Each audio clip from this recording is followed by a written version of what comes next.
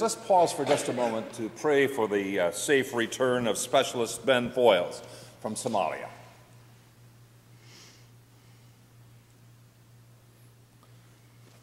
May God be with him.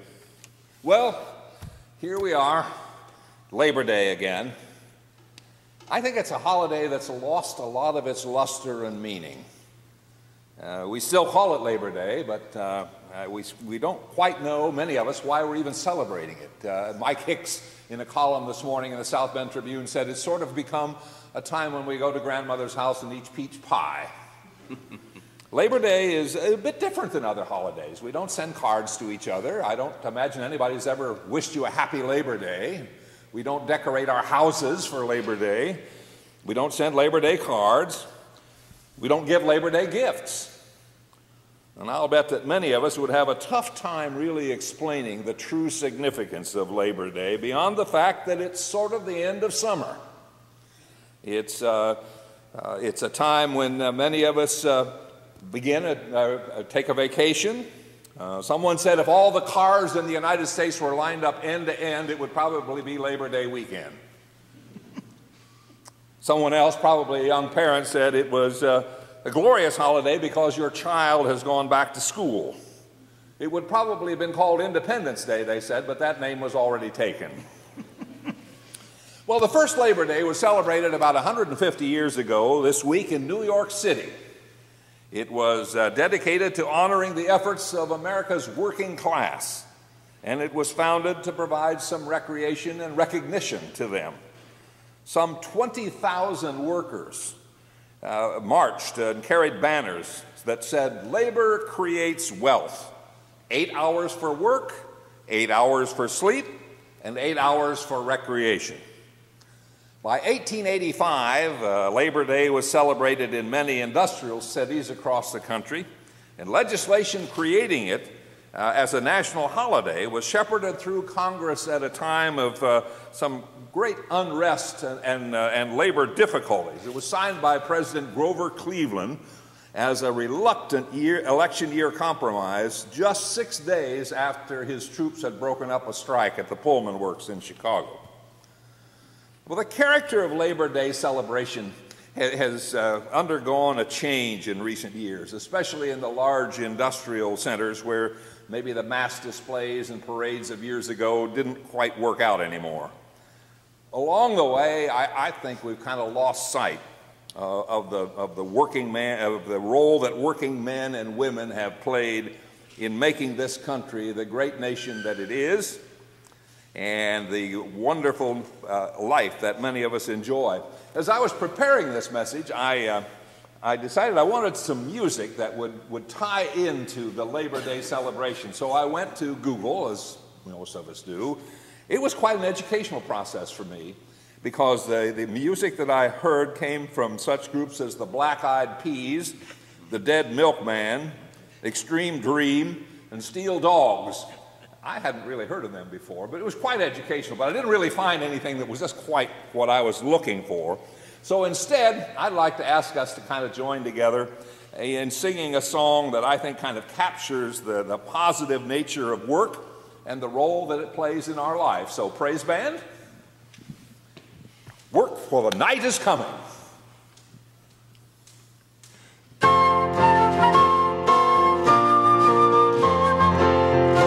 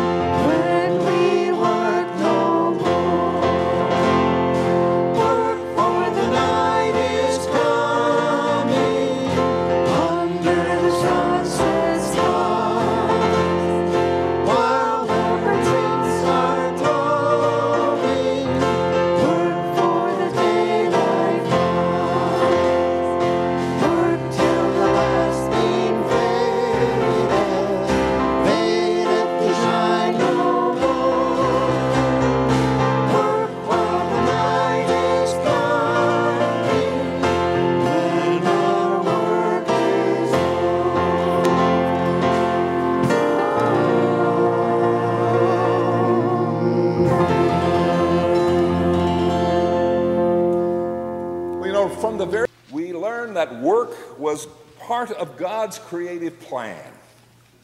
He didn't create man to be idle, but he created him to support himself and his family.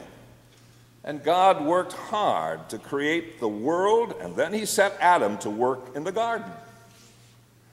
Genesis chapter 2, verse 15. The Lord God took the man and put him in the Garden of Eden to work it and keep it. So notice that work was a good and positive part of daily activity before Adam and Eve sinned. God created us to be active and useful, and we will therefore be the most happy doing what our Creator intended. Not working because we can't be bothered is not an option.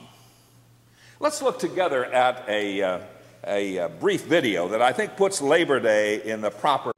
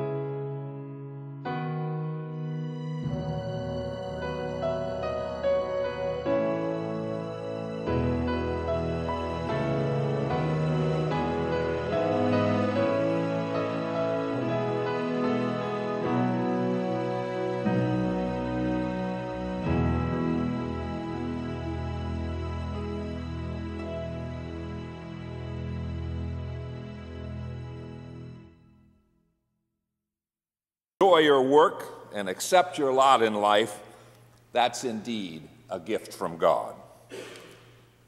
Perhaps I've been blessed with always having what I consider to be interesting work to do. But I also think I've looked for ways to make the work I've done interesting and worthwhile. The saddest thing for me is to see someone who spends their life doing work they don't like and don't feel is worthwhile. I often think of the people I've met along the way who found joy and fulfillment in what others might consider routine or meaningless jobs. I think particularly of many of the housekeeping people I knew at the hospital.